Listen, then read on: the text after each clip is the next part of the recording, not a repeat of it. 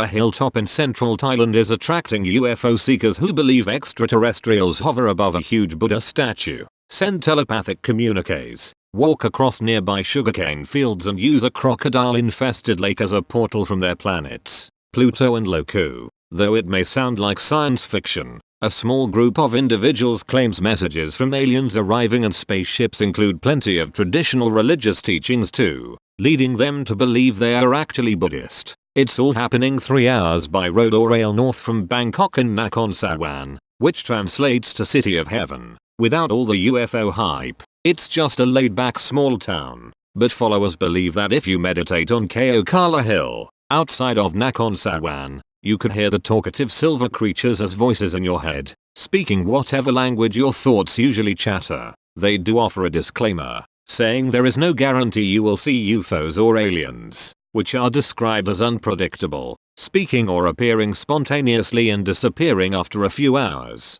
The group's activities have gotten them into trouble with Thai authorities in recent weeks. Government officials reportedly grew alarmed when UFO seekers began crowding onto Kala Hill to see and talk with aliens, possibly endangering the area's official protected forest area status. Visitors are allowed to climb to the top of the hill and view the large Buddha statue and nearby Buddha footprint, which are places of public worship, but the law forbids anyone from living or staying overnight in such zones, including previous UFO seekers who pitched tents at the site. In August, about 40 officials, including members of the forestry department, disbanded a group of Thai enthusiasts at the top of Kala and petitioned a court to ban mass gatherings there. On the 20th of September, about 30 police and forestry officials confronted Wasana Chunsamnorn, lead campaigner for the extraterrestrials, and about 60 other UFO enthusiasts. The group, wearing white clothing, planned to have a video made while members meditated atop the hill after sunset in hopes of mind melding with aliens.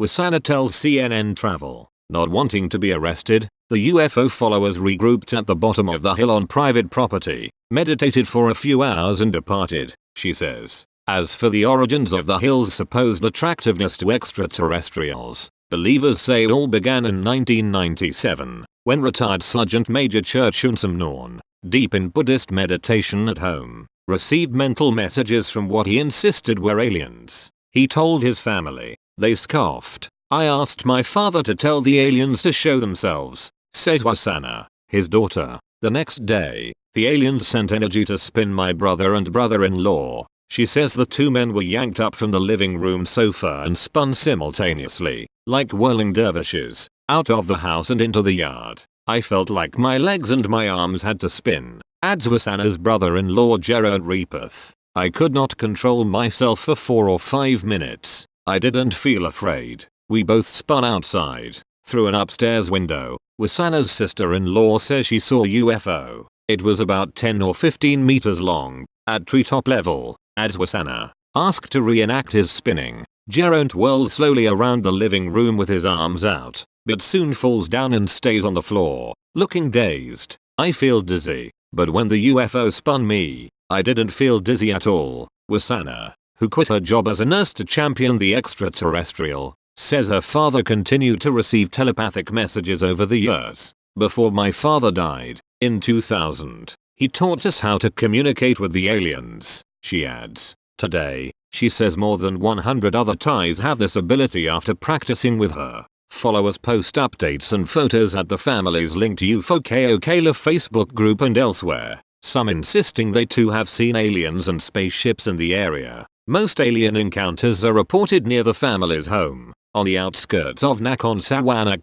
Kala Hill amid sugarcane fields and Buong Borafat Lake, which villagers warn is crocodile infested. The aliens are described as slender, little, silvery humanoids. Illustrations depict them standing upright on 2 legs with 2 arms and a bulbous bald head with a pointy face topped with a single antenna. Huge, glossy, almond-shaped black eyes gaze above a thin nose and miniature mouth. Believers say silvery spaceships appear festooned with colorful lights or resemble the domed, circular, retro UFOs seen in low-budget 1950s movies. There are 2 types of aliens, Wasana says. One group is from the planet Pluto. The others are from a planet named Loku. Pluto aliens are made of energy, can appear in physical form and are able to teach humans. Loku aliens have a physical body and knowledge of high technology. They work together. Pluto aliens worry about something so devastating happening on Earth, such as war or in the environment, that it might impact their planet. They also want to give some people the ability to communicate with them.